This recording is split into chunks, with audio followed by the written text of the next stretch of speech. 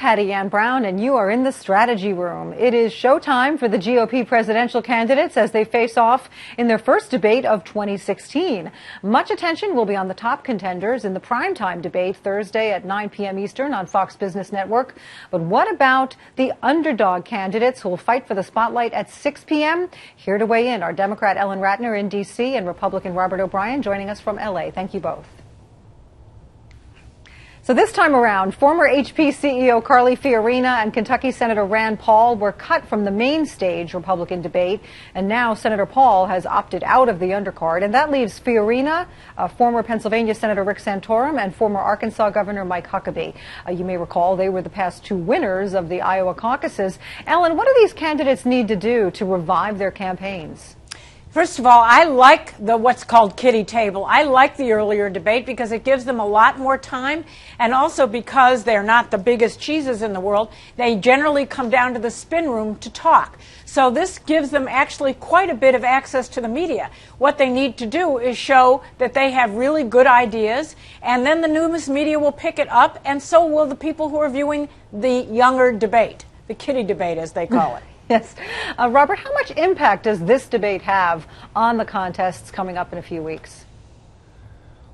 Well, I think what we're seeing is a winnowing of the field, and you certainly don't want to be on the undercard debate. And Ellen's right, in the spin room in the last couple debates, I haven't been in the spin room, not being with a candidate. And they do, the undercard candidates will get down there and mix it up with the reporters and talk to the pundits. But I think the field is being winnowed.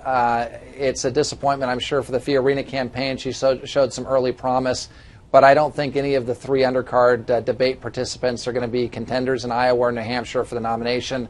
I think that Rand Paul has actually strategically made a smart move by not participating in that debate.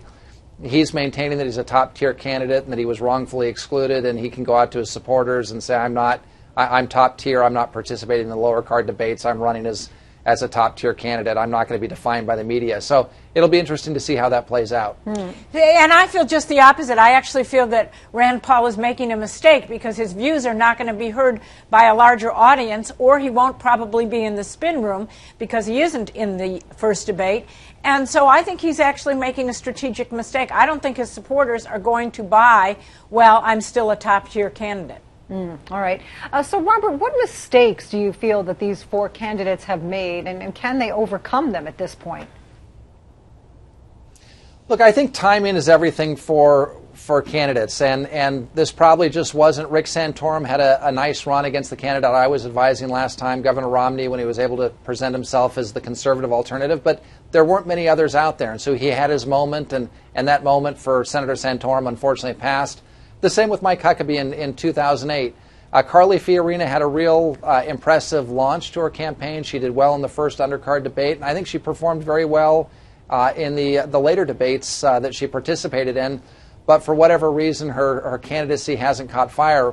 They're all three quality individuals, and Senator Paul's a quality candidate and quality individual. But for whatever reason, their messages and their timing this cycle just haven't clicked. Ellen, now what about Fiorina? We've seen a couple of articles lately saying that she just squandered her momentum and now she's just scrambling for any kind of support. What happened there? I think she's trying to reach for an evangelical group of people who don't necessarily believe in her. And I'm not sure why, but I remember the last debate, she came wearing this outfit with a huge cross. That was a message to her evangelical voters. But somehow, again, that evangelical voter does not necessarily trust her. And that's the problem. That the reason people vote for people is who they want in their living room in the next 4 years. And they know Donald Trump. They've had him in their living room from The Apprentice. And they seem to like what they're seeing.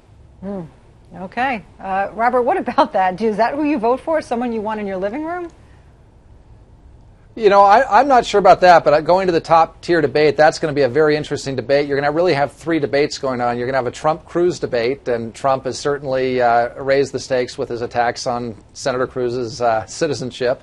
You're going to have a Cruz-Rubio debate. They're fighting for the spot, the challenger to Donald Trump's spot. And then you're going to have a melee between Christie, Bush, and Kasich, which may draw Rubio in to see who the establishment or big donor candidate will be. So you're going to have 3 debates within one debate on the main stage at 9 p.m., and I think that's going to be an interesting one for the voters to watch. Yeah, they're both going to be interesting. All right, looking forward to it. Ellen Ratner, Robert O'Brien, thank you both for joining us. Thank you.